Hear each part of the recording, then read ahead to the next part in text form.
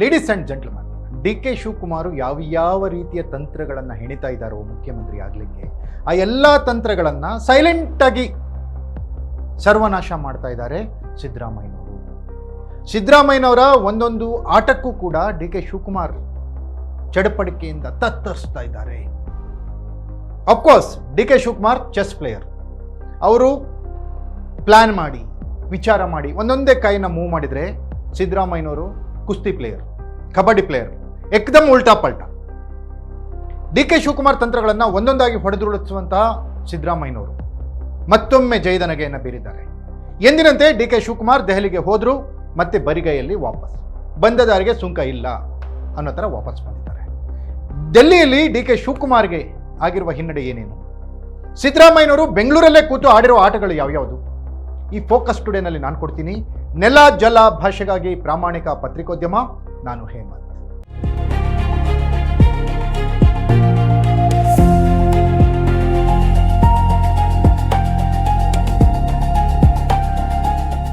S ವೀಕ್ಷಕರೇ, D K Shivakumar ಡೆಲ್ಲಿಗೆ ಹೋಗಿದ್ರು ಮೊನ್ನೆ. ಕಲಬುರಗಿಯಿಂದ ಮಲ್ಲಿಕಾರ್ಜುನ ಖರ್ಗೆ ಎಐಸಿಸಿ ಅಧ್ಯಕ್ಷರ ಜೊತೆಗೆ ನೇರವಾಗಿ ವಿಶೇಷ ವಿಮಾನದಲ್ಲಿ ಕಲಬುರಗಿಯಿಂದ ದೆಹಲಿಗೆ ಹೋಗುವ ಪ್ರಯಾಣದ ಸಮಯ 2.5 ಗಂಟೆ. ಆ 2.5 ಗಂಟೆಗಳ ಮಾತುಕತೆ, ಅಲ್ಲಿಯೂ ಕೂಡ ಮುಖ್ಯಮಂತ್ರಿ ಹುದ್ದೆಯ ಬಗ್ಗೆ ಚರ್ಚೆ. ಸಿದ್ದರಾಮಯ್ಯನವರಿಂದ ಬಿಡಿಸೋದು ಹೆಂಗಪ್ಪ ಅನ್ನೋದೇ ದೊಡ್ಡ ತಲೆನೋವಿಗೆಲ್ರಿಗೂ, ಕಾಂಗ್ರೆಸ್ನ ಹೈಕಮಾಂಡ್ ನಾಯಕರಿಗೆ ಸೇರಿದಂತೆ ಯಾರಿಗೂ ಕೂಡ ಆ ತಾಕತ್ ಕಾಣಿಸ್ತಾ ಇಲ್ಲ. ಸಿದ್ದರಾಮಯ್ಯನವ್ರಿಗೆ ನೀವು ಬಿಟ್ಟು ಇಳಿರಿ ಅಂತ ಹೇಳುವಂಥದ್ದು. ಯಾವ ಕಾರಣಕ್ಕೆ ಇಳಿಬೇಕು, ಯಾರಾಗ್ತಾರೆ, ನನ್ನನ್ನು ಯಾಕೆ ಇಳಿಸ್ತಿದ್ದೀರಿ, ನಂದೇನು ತಪ್ಪಿದೆ ಅನ್ನೋ ಥರ ಸಿದ್ದರಾಮಯ್ಯನವರ ಮಾತುಗಳನ್ನು ಪ್ರಶ್ನೆಗಳನ್ನು ಕೇಳಿದರೆ ಉತ್ತರ ಕೊಡುವಂತಹ ಸ್ಥಿತಿಯಲ್ಲಿ ಯಾವ ನಾಯಕರು ಕೂಡ ಇಲ್ಲ. ಇಂಥ ಸಂದಿಗ್ಧತೆಯಲ್ಲಿರುವಂಥ ಹೈಕಮಾಂಡ್ ಸಿದ್ದರಾಮಯ್ಯನವ್ರನ್ನ ಇಳಿಸ್ಲಿಕ್ಕೆ ಲೆಕ್ಕಾಚಾರ ಹಾಕ್ತಾ ಇದೆ. ಯಾವುದಪ್ಪ ಇದು, ಏನು ಮಾಡೋದು, ಮೀನಮೇಷ ಎಣಿಸ್ತಾ ಇದೆ. ಇಂಥ ಸಂದರ್ಭದಲ್ಲಿ ಸಿದ್ದರಾಮಯ್ಯನವರು ಬೆಂಗಳೂರಲ್ಲೇ ಕೂತು ಆಟ ಆಡಿದ್ದಾರೆ. ಡಿ ಕೆ ಶಿವಕುಮಾರ್ ವಾಪಸ್ ದೆಹಲಿಯಿಂದ ಬರುವಂತೆ ಮಾಡಿದ್ದಾರೆ. ಇವತ್ತಿಗೆ 6 ವರ್ಷ ಕಂಪ್ಲೀಟ್ ಆಗುತ್ತೆ ಡಿ ಕೆ ಶಿವಕುಮಾರ್ ಅಧ್ಯಕ್ಷರಾಗಿ ಕೆಪಿಸಿಸಿಗೆ. 6 ವರ್ಷದ ನಂತರವೂ ಡಿ ಕೆ ಶಿವಕುಮಾರ್ನನ್ನು ಮುಂದುವರಲಿಕ್ಕೆ ಬಿಡ್ತಾರ ಸಿದ್ದರಾಮಯ್ಯನವರು? ಹಾಗೇನಾದರೂ ಬದಲಾವಣೆ ಅಂತ ಬಂದರೆ ಇದು ಕೆಪಿಸಿಸಿ ಅಧ್ಯಕ್ಷರ ಬದಲಾವಣೆ ಮಾತ್ರವಾ, ಅಥವಾ ಮುಖ್ಯಮಂತ್ರಿ ಹುದ್ದೆಯ ಬದಲಾವಣೆಯೂ ಇಲ್ಲಿ ಇದೆಯಾ? ಈ ಎಲ್ಲ ಪ್ರಶ್ನೆಗಳು ಸಾಕಷ್ಟಿವೆ.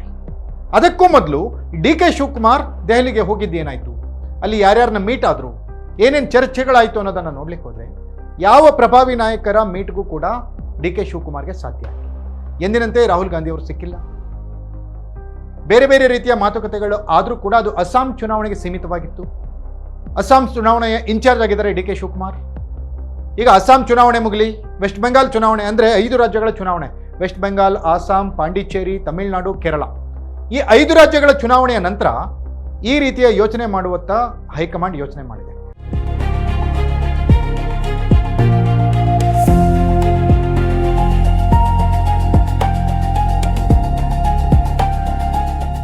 ಆದರೆ ಡಿ ಕೆ ಶಿವಕುಮಾರ್ ಅರ್ಜೆಂಟಾಗಿ ಮುಖ್ಯಮಂತ್ರಿ ಆಗಬೇಕು ಅಂತ ಏನು ಓಡಾಡ್ತಾ ಇದ್ದಾರೆ, ಅದು ಸದ್ಯಕ್ಕೆ ಸಾಧ್ಯ ಇಲ್ಲ ಅನ್ನುವಂಥ ಮಾತುಗಳು ಮಾತ್ರ ಕೇಳಿ ಬರ್ತಾ ಇದೆ.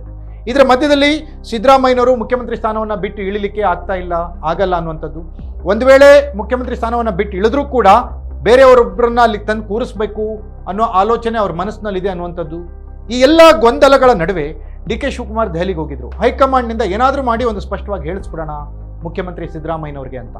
ಆದರೆ ಕಾಂಗ್ರೆಸ್ ತತ್ವ, ಸಿದ್ಧಾಂತ, ಬದ್ಧತೆಗೆ ಡಿ ಕೆ ಶಿವಕುಮಾರ್ಗಿಂತ ಸಿದ್ದರಾಮಯ್ಯನವರೇ ಹತ್ತಿರದಲ್ಲಿದ್ದಾರೆ. ಕಾಂಗ್ರೆಸ್ ತತ್ವ ಸಿದ್ಧಾಂತವನ್ನು ಬಿಟ್ಟು ಯಾವತ್ತೂ ಮಾತಾಡಿಲ್ಲ, ಎಲ್ಲಿಯೂ ಯಾವುದೇ ಮೆಸೇಜನ್ನು ಕೊಟ್ಟಿಲ್ಲ, ಆ ರೀತಿಯ ನಡವಳಿಕೆಯನ್ನು ಕೊಟ್ಟಿಲ್ಲ. ಆದರೆ ಡಿ ಕೆ ಶಿವಕುಮಾರ್ ಕಾಂಗ್ರೆಸ್ ತತ್ವ ಸಿದ್ಧಾಂತಕ್ಕೆ ವಿರುದ್ಧವಾಗಿ ಹಲವಾರು ಮಾತಾಡಿದ್ದಾರೆ, ಹಲವಾರು ಅವರ ನಡೆಗಳಲ್ಲಿ ತೋರಿಸಿದ್ದಾರೆ. ಕುಂಭಮೇಳಕ್ಕೆ ಹೋಗಿ ಸ್ನಾನ ಮಾಡಿ ಬಂದರು, ವಿಧಾನಸಭೆಯಲ್ಲಿ ನಮಸ್ತೆ ಸದಾವತ್ಸಲೆ ಹಾಡಿದರು, ಸದ್ಗುರು ಜೊತೆ ಕೂತ್ಕೊಂಡು ಶಿವರಾತ್ರಿ ಮಾಡಿದರು, ಮೊನ್ನೆ ರಾಘವೇಶ್ವರ ಶ್ರೀ ಅವ್ರ ಜೊತೆಗೆ ವೇದಿಕೆ ಹಂಚ್ಕೊಂಡ್ರು, BL ಸಂತೋಷ್ ಅವ್ರನ್ನ ಮೀಟ್ ಮಾಡಿದರು, ಅಮಿತ್ ಶಾ ಅವ್ರನ್ನ ಮೀಟ್ ಮಾಡಿದರು, ದೇವೇಂದ್ರ ಫಡ್ನವೀಸ್ ಅವ್ರನ್ನ ಮೀಟ್ ಮಾಡಿದರು. ಎಲ್ಲ ಬೆಳವಣಿಗೆಗಳು ಸಿದ್ದರಾಮಯ್ಯನವರ ಹತ್ತನೇ ಸ್ವಲ್ಪ ಹೈಕಮಾಂಡ್ ನೋಡೋ ಥರ ಮಾಡ್ತಾ ಇದೆ. ಸಿದ್ದರಾಮಯ್ಯನವ್ರನ್ನ ಯಾವ ರೀತಿ ಇಳಿಸೋದು ಅನ್ನೋ ಗೊಂದಲದಲ್ಲಿ ಹೈಕಮಾಂಡ್ ಇದ್ರೆ, ಡಿ ಕೆ ಶಿವಕುಮಾರ್ ಹೇಗಾದರೂ ಮಾಡಿ ಮುಖ್ಯಮಂತ್ರಿ ಆಗಬೇಕು ಅಂತ ಓಡಾಡ್ತಿದಾರಲ್ಲ, ಅದು ಫಲ ಕೊಡ್ತಾ ಇಲ್ಲ. ಡಿ ಕೆ ಶಿವಕುಮಾರ್ ಏನೇ ತಂತ್ರಗಳನ್ನು ಮಾಡಿದ್ರು ಕೂಡ ಸಿದ್ದರಾಮಯ್ಯನವರು ಅದನ್ನು ವಿಫಲ ಆಗೋ ಥರ ಮಾಡ್ತಾ ಇದ್ದಾರೆ.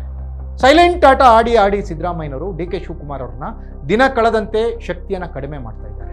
ಈಗ 6 ವರ್ಷದ ನಂತರ ಕೆಪಿಸಿಸಿ ಅಧ್ಯಕ್ಷ ಸ್ಥಾನಕ್ಕೆ ಬೇರೆಯವರು ಬಂದರು ಅಂದರೆ ಡಿ ಕೆ ಶಿವಕುಮಾರ್ ಅವರ ಅರ್ಧ ಬಲ ಇನ್ನೂ ಕಡಿಮೆ ಆಗುತ್ತೆ, ಪಕ್ಷದ ಮೇಲಿನ ಹಿಡಿತ ತಪ್ಪುತ್ತೆ.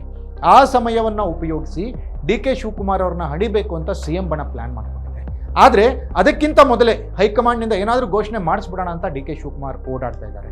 ಆದರೆ ಅದು ಫಲಪ್ರದ ಆಗ್ತಾ ಇಲ್ಲ. ಒಟ್ಟಿನಲ್ಲಿ ಡಿ ಕೆ ಶಿವಕುಮಾರ್ ಮತ್ತೆ ಈಗ ದೆಹಲಿಯಿಂದ ವಾಪಸ್ ಬಂದಿದ್ದಾರೆ. ಎಂದಿನಂತೆ ಬರಿಗೈಲಿ ಸಿದ್ದರಾಮಯ್ಯ ಮತ್ತೊಮ್ಮೆ ಗೆಲುವಿನ ನಗೆಯನ್ನು ಬೀರಿದ್ದಾರೆ. ಇದಾಗಿತ್ತು ಫೋಕಸ್ ಟುಡೇ. ನೆಲ ಜಲ ಭಾಷೆಗಾಗಿ ನೋಡ್ತಾ ಇರಿ ಫೋಕಸ್ ಟಿವಿ.